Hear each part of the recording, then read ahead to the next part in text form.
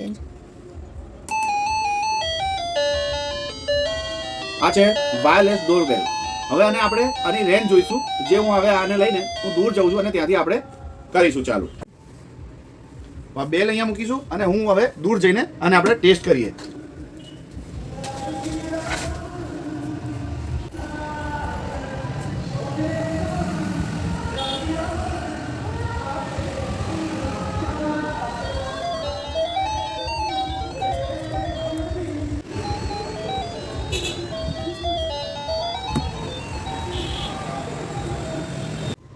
તો જોયું દોસ્તો, હું અહીંયાથી લગભગ નહીં હોય તો 100 ફૂટ જેટલો દૂર જઈને આપણે આનો ટેસ્ટ કર્યો છે.